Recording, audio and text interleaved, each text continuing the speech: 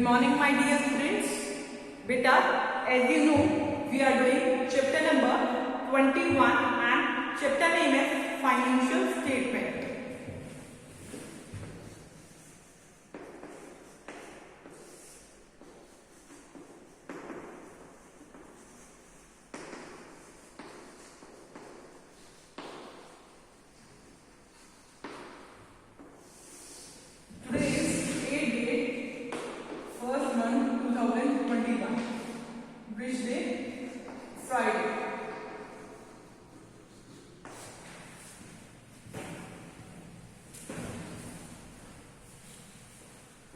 Okay, beta, as you know, we have completed our all concept of financial statement. Financial statement भी हमने सारे concept कर लिए हैं. Financial statement is also called as final account, जिसमें हम trading and profit and loss and balance sheet include कर देंगे. ये तीनों चीजें हमने wind up कर ली थी. कल की वीडियो में हमने classification of liabilities पढ़ लिया था और ट्रायल बैलेंस और बैलेंस शीट के बीच में डिफरेंस भी पढ़ लिया था. ठीक है, अब मैं आपको कुछ इंपॉर्टेंट पॉइंट बताऊंगी और इससे रिलेटेड क्वेश्चन करेंगे हम. ठीक है, from Monday we will start our new chapter. Monday से हम नया चैप्टर स्टार्ट करेंगे. जब तक हम आज के क्वेश्चन सॉल्व कर लेते हैं इसी चैप्टर से रिलेटेड. ओके, ये हमारा चैप्टर वाइंड अप हो जाएगा. ठीक है, अब देखो हमने क्या क्वेश्चन, क्या पॉइंट्स इंपॉर्टेंट है वो मैं बता रही हूँ. क्वेश्चन करने से पहले देखो, याद रखो कि closing stock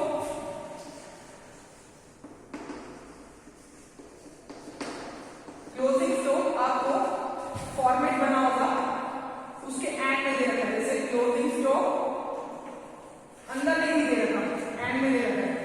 closing stock 50,000 trial balance बना हुआ है.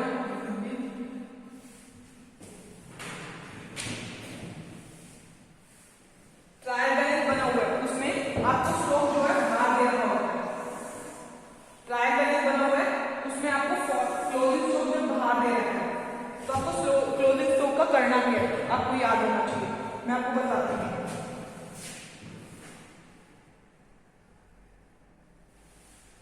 फिर आप उस क्लोजिंग स्टॉक को कहाँ डालोगे? दो जगह डालोगे.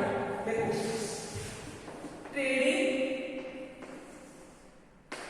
अकाउंट में आता है कौन सी साइड? डेबिट साइड होती है और क्रेडिट साइड होती है.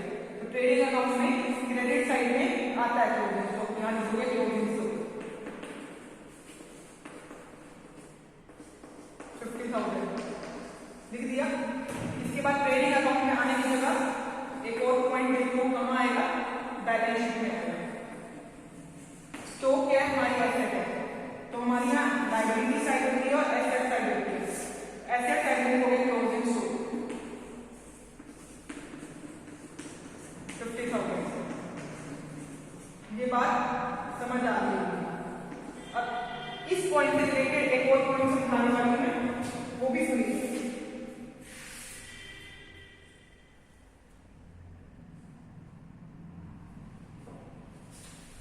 देखो, ये क्लोजिंग स्टॉक ट्रायल बैलेंस से बाहर ले रहा है. अगर ये ट्रायल बैलेंस है, ट्रायल बैलेंस डेबिट साइड होती है, क्रेडिट साइड होती है. तो क्लोजिंग स्टॉक यहां लिख रखा है. ट्रायल बैलेंस है, ट्रायल बैलेंस के अंदर लिख रखा है. ट्रायल बैलेंस के अंदर लिख रखा है. याद रखना, ये हमारा इंपॉर्टेंट पॉइंट है. क्लोजिंग स्टॉक अगर ट्रायल बैलेंस के अंदर लिख रखा है जैसे 50,000, तो आपको इसकी एंट्री दो जगह नहीं करनी. दो जगह नहीं करनी क्लोजिंग की. ट्रेडिंग अकाउंट में इसकी कोई भी एंट्री नहीं होगी. क्लोजिंग तो कहां जाएगा? डायरेक्टली बैलेंस शीट में जाएगा. क्लोजिंग स्टॉक कहां जाएगा? डायरेक्टली बैलेंस शीट में जाएगा. ट्रेडिंग अकाउंट में नहीं जाएगा. क्लियर? ओके, समझ आ गया. अब देखिए, क्लोजिंग स्टॉक से रिलेटेड टॉपिक डन. अब आपको याद है हमने 3 अकाउंट बनाए. Trading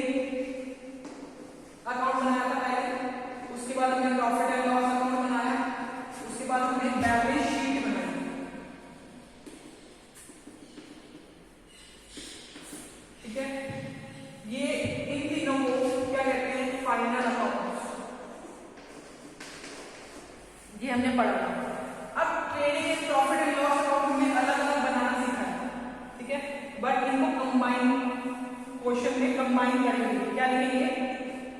trading account, profit and loss account लिखेंगे। अब trading and profit and loss account क्या लिखेंगे? ट्रेडिंग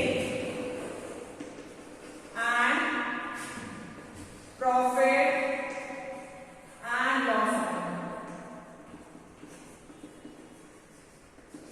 लिखेंगे। Clear? For the year ending ये ऐसे लिखेंगे, ये इकट्ठा बनाएंगे और बैलेंस शीट बनाएंगे। तो फाइनल अकाउंट से क्वेश्चन में हमें trading and profit and loss account बनाना पड़ेगा। ट्रेडिंग से हमें ग्रॉस प्रॉफिट मिलेगा, इससे नेट प्रॉफिट, और बैलेंस शीट से हमें फाइनेंशियल पोजीशन का पता चलेगा। ठीक है, इसके बाद देखिए एक और पॉइंट,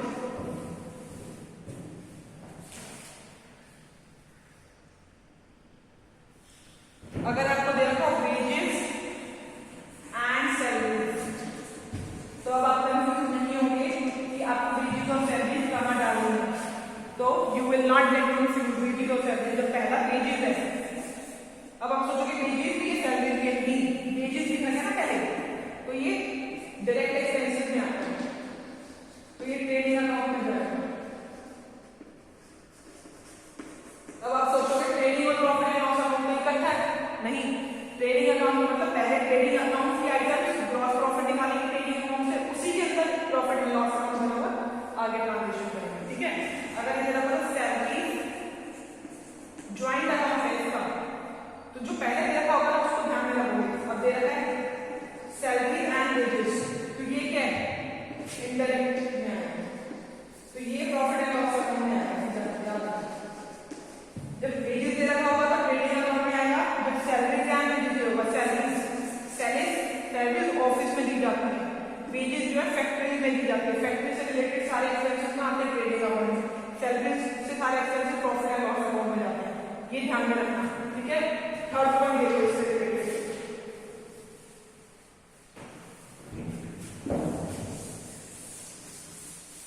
इसके बाद देखो अगर हमें रेंट, कमीशन, इनके बारे में कुछ नहीं कह रखा, ये रिसीव्ड है या नहीं है, तो आप इनको सालों का एक्सपेंस मानोगे, ये मैंने बताया था। ठीक है, इससे अगला टॉपिक देखो, इससे अगला पॉइंट देखो जो इम्पोर्टेंट है। अगर आपको देखना हो डिस्काउंट वर्ड, अब आपको क्या है डिस्काउंट ऑन परचेज, ये पॉइंट ध्यान में रखना, कई बार आ सकता है। डिस्काउंट ऑन परचेज, परचेज के टाइम में डिस्काउंट, परचेज के टाइम में आपको डिस्काउंट मिला है, मतलब डिस्काउंट आपने रिसीव करा, यही हुआ ना, डिस्काउंट रिसीव करा, तो ये काम आना चाहिए, क्रेडिट साइड में जाना चाहिए, profit and loss account. Clear?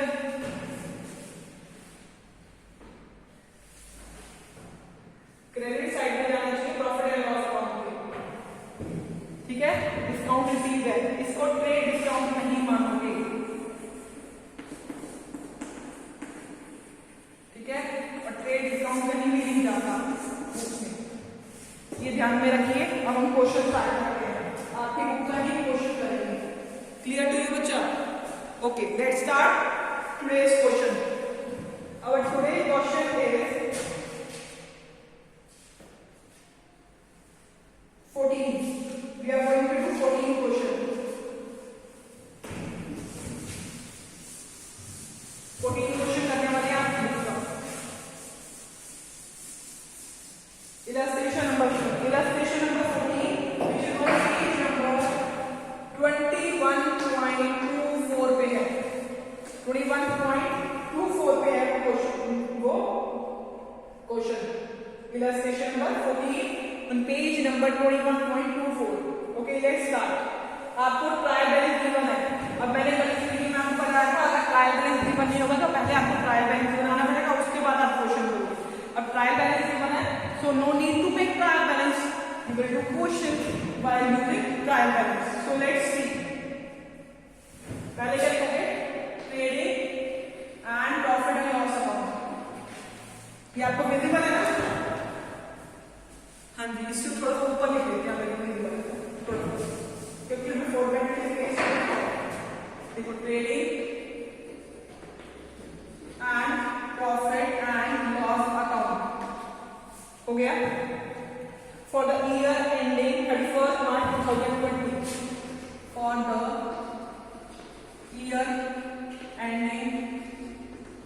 31st March 2020.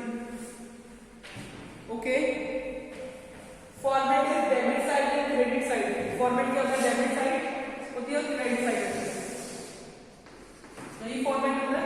Particular amount, particular amount.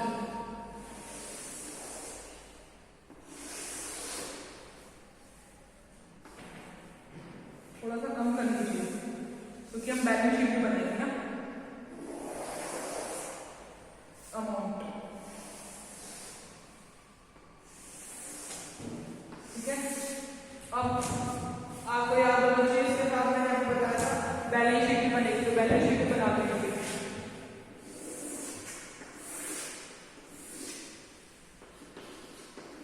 Balance sheet as at. Balance sheet क्या आएगी? As at. विजिबल है बच्चा?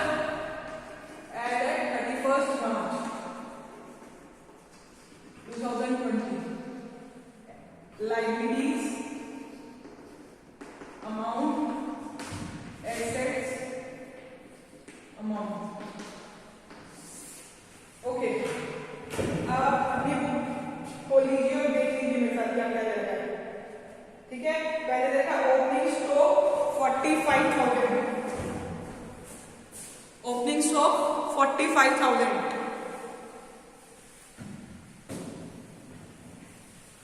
आपकी बुक में पेज नंबर 21.24 से क्वेश्चन कर रहे हैं. बैलेंस शीट दे रखी है, डेबिट साइड क्रेडिट साइड. पहला है ओपनिंग स्टॉक, तो आपको पता होना चाहिए ओपनिंग स्टॉक कहां से आएगा? To opening stock. ठीक है, opening stock amount this side होगा. ओपनिंग स्टॉक कितना है? 45,000. इसके बाद आ जाइए purchases 1,20,000. Return inward. To purchases minus less भी करेंगे. रिटर्न इनवर्ड, इनवर्ड माइनस करते हैं. ध्यान रखना कितना दे रखा है? 1,20,000 अंदर ही करेंगे और जो अमाउंट बाहर है कितनी है? 2,500 डिडक्ट करो. कितनी अमाउंट है? 1,17,500. इसके बाद आ रही है carriage inward, carriage outward. Carriage inward कहाँ आता है? आपको याद होना चाहिए. कैरेज इनवर्ड हमारा ट्रेडिंग वर्ड अकाउंट में ही आता है. ट्रेडिंग अकाउंट बना रहे हैं, लिखेंगे carriage inward. Carriage outward profit and loss account में आता है. कैरेज इनवर्ड लिखते हैं. कैरेज इनवर्ड कितना है? 2,400 हो गया. इसके बाद कैरेज आउटवर्ड दे रखा है, छोड़ दोगे. ऑफिस फर्नीचर दे रखा है, छोड़ दोगे. ठीक है, डेटर्स छोड़ दोगे. डॉक चार्जेस यहीं पे आते हैं. डॉक चार्जेस होते हैं जो सामान लोड करते हुए और उतारते हुए शिप से चार्जेस होंगे और फैक्ट्री में तक लाएंगे, तो वो फैक्ट्री से रिलेटेड होते हैं. तो डॉक चार्जेस इसी में आता है. कितने आएंगे डॉक चार्जेस? 5,000. ठीक है, डॉक चार्जेस के बाद इलेक्ट्रिक पावर. इलेक्ट्रिक पावर किससे रिलेटेड है? फैक्ट्री से. पावर, इलेक्ट्रिक पावर कितना दे रखा है? 10,000. इसके बाद आ रही है fuel, gas, water 12,000. To fuel, gas and water 12,000. Clear. इसके बाद देखिए bad debts, advertisement, salary, cash in hand, cash and bank. Cash in hand, cash and bank तो यहां लिखोगे. जो अब आइटम याद रखना कि बैलेंस शीट भी बना रखी है, बैलेंस शीट भी भरनी है. कैश इन हैंड कितना रखा है? Cash in hand 8,100. Cash at bank 30,000.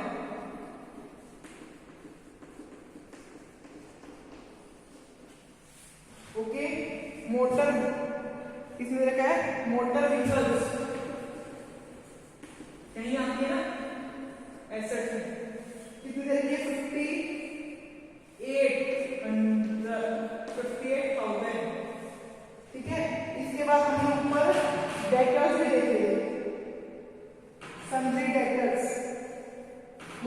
है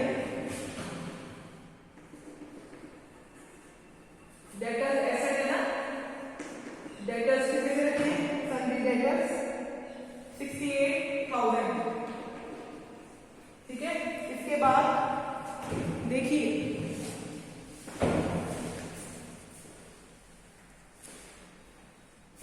इसके बाद हमने ऑफिस फर्नीचर छोड़ दिया है पीछे, उसको भी देखिए। ऑफिस फर्नीचर कितने का दर है, 8,000 का, ठीक है। ऑफिस फर्नीचर तो उसमें तो है ही नहीं, ऑफिस फर्नीचर बैलेंस शीट में आएगा 8,000, ठीक है, हो गया। अब क्रेडिट साइड पे आ जाइए, क्रेडिटर्स दे रखे हैं, पहला वर्ड दे रखा है क्रेडिटर्स, क्रेडिटर बैलेंस शीट पे आता है, कितने दे रखे हैं क्रेडिटर, 22,100। इसके बाद देते हैं रिटर्न आउटवर्ड, रिटर्न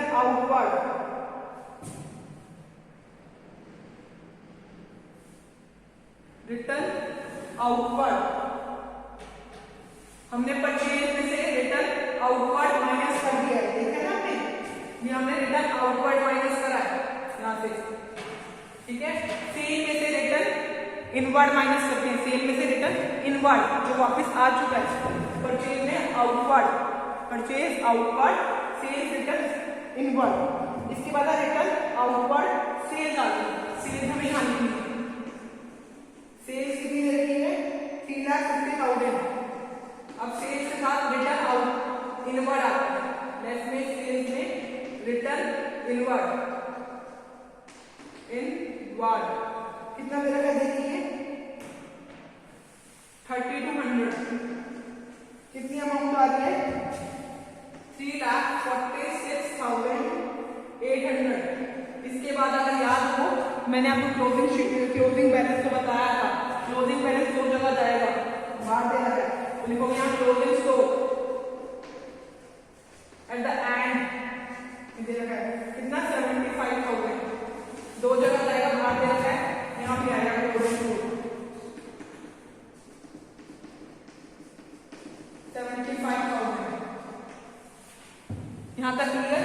अब कोई आइटम देख लीजिए जो हमारी ट्रेनिंग अकाउंट से रिलेटेड हो, कोई आइटम नहीं गई, अब इसका बैलेंस निकालेंगे, कौन सी साइड ज्यादा है, देखिए ये साइड ज्यादा है, 4,21,800 अमाउंट आ रही है, इसमें से ये सारी अमाउंट माइनस करो और बैलेंस क्या आएगा, वो आता है ग्रॉस प्रॉफिट, जो भी बैलेंस आएगा वो क्या होगा, ग्रॉस प्रॉफिट। यहाँ लिखते हैं सीडी क्योंकि यहाँ आगे ब्रॉड डाउन भी करना है, वो क्या है 2,29,900, यहाँ आएगा 4,21,800। अब यहाँ पर इसको ब्रॉड डाउन करना है, यहाँ लिखिए बाय, देखिए बच्चा मैं बाय पर बाय लेना भूल गई तो आप ध्यान से लिखना है, by gross profit BD brought down कितना आ रहा है, 2,29,900, क्लियर। इसके बाद चलिए क्या क्या डाला, अब डेबिट साइड पे opening stock, purchase, return inward, carriage inward, carriage outward, तो यहां में डालना है कैरेज आउटवर्ड,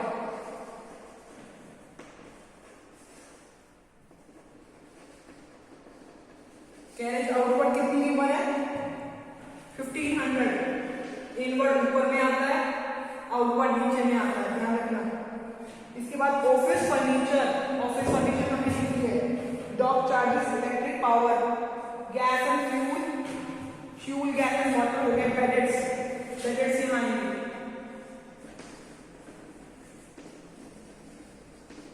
डेटर्स कहाँ आते हैं, बेडेट्स में आएंगे, ध्यान रखना, बेडेट्स 1,100,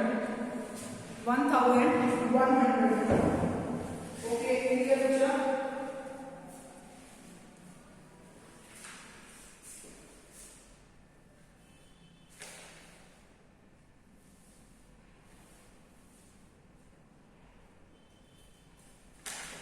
इसके बाद देखिए बेडेट्स होने के बाद एडवर्टीजमेंट यहीं आती है, से रिलेटेड होती है एडवर्टीजमेंट,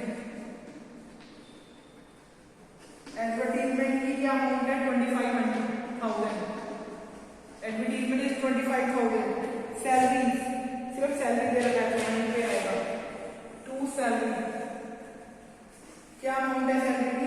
36,000 है, ध्यान से।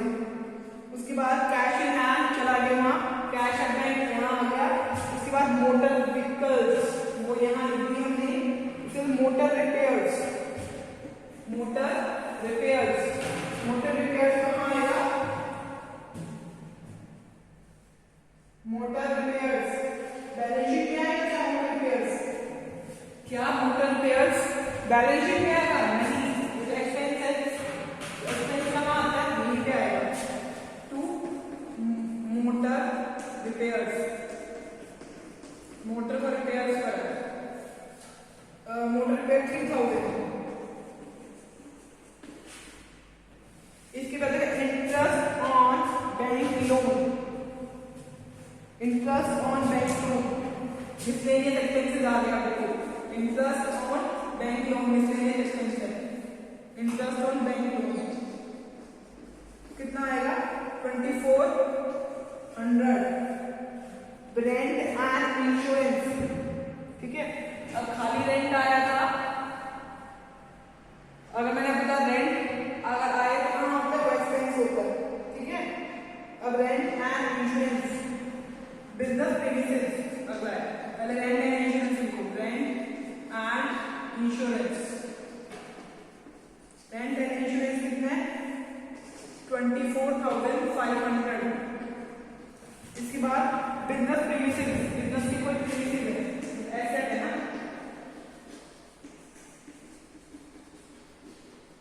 Business premises 1,06,000। इसके बाद है हाउस होल्ड एक्सपेंसेस, घरेलू एक्सपेंसेस, कहीं पे नहीं आता अगर याद भी हो तो आपको, क्योंकि घरेलू की एक्सपेंसेस यहाँ कहीं पे नहीं आता अगर आपको याद हो। सिर्फ एक जगह हम इसको लिखेंगे, वो आपको याद होना चाहिए। कैपिटल यहाँ लिखेंगे ना, यहाँ कैपिटल लिखेंगे, लाइब्रेरी साइड में कैपिटल लिखते हैं, जिसमें से हम ड्राइंग करके एक्सपेंसेस लेस करेंगे। कैपिटल यहीं से निकालेंगे, I clear to you? Capital आपको दे रखी है अभी, ट्राई बैलेंस में उसमें देखते हैं ड्राइंग जो हाउस होल्ड एक्सपेंसेस है 33,000 वो माइनस करेंगे कैपिटल से, नेट प्रॉफिट ऐड करेंगे, याद रखना। अब आ जाओ सन्नी क्रेडिटर्स लिख दिए, रिटर्न आउटवर्ड, रिटर्न आउटवर्ड यहाँ लिख दिया, sales done, capital 2 lakh, capital 2 lakh. Loan from bank, loan from bank, loan from bank, bank से लोन लिया है, एक लाइबिलिटी हो गई, loan from bank. Interest on loan from bank कहाँ है? यहाँ पर आया, बैंक लिया, इससे लोन लिया, लाइबिलिटी हो गई, क्योंकि हमें लाइबिलिटी क्यों? क्योंकि हमने लिया है कोई चीज, हमें पे ऑफ भी तो करनी है, कुछ टाइम बाद लाइबिलिटी हो गई, ठीक है। उसके बाद कहाँ दे रहे हैं? Loan from bank for 24,000। इसके बाद देखिए discount receive, discount receive, discount receive हो रहा है, तो रिसीव होती है वो इनकम होती है, तो डिस्काउंट रिसीव, डिस्काउंट रिसीव कितना हो रहा है? 2,000।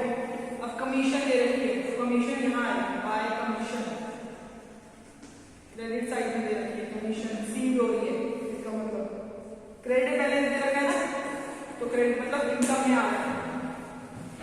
देखिए हमने पूरा कंप्लीट कर दिया, सिर्फ हमारा एक पॉइंट रह गया है, इसमें क्या रह गया है? हमें इन दोनों का बैलेंस निकाल के नेट प्रॉफिट आएगा, तो कैपिटल में नेट प्रॉफिट ऐड करना और ये दोनों साइड इक्वल आनी चाहिए, ये रह गया हमारा। सो लेट्स डू, देखते हैं क्या आता है।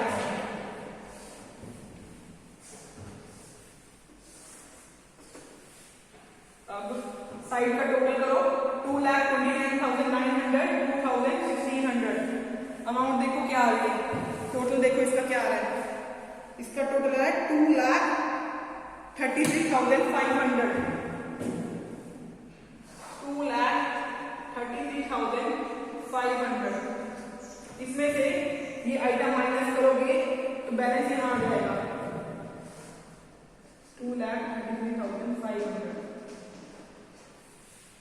बैलेंस लेस करके देखिए क्या बैलेंस आ रहा है, 1,40,000। जब आपको पता है जब क्रेडिट साइड ज्यादा होती है डेबिट साइड से, तो क्या आता है, to net profit. Transfer to net profit लिखोगे, लिख दिया to net profit, to net profit transfer to capital account, transfer to capital account. Okay, to net profit transfer to capital account.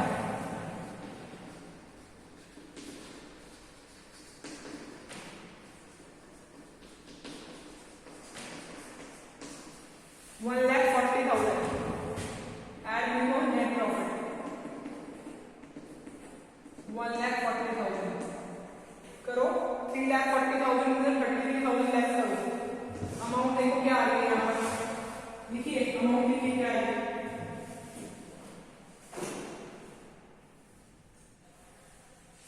Capital कितनी आ रही है, 3,07,000। ये क्या है, 3,07,000 हो गया बच्चा, हमारा पूरा क्वेश्चन हो गया। अब हम देखते हैं कि दोनों साइड का बैलेंस इक्वल आ रहा है या नहीं। अगर दोनों साइड का बैलेंस इक्वल नहीं है तो मतलब हमने कुछ ना कुछ कहीं ना कहीं गलती करी है।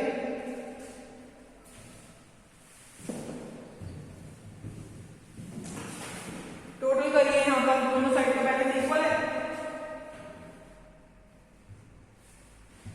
3,53,100। इस साइड में देखिए क्या यही अमाउंट आ रही है, 3,53,100 अमाउंट आ रही है। अब चेक कर लीजिए कुछ और गड़बड़ तो नहीं है,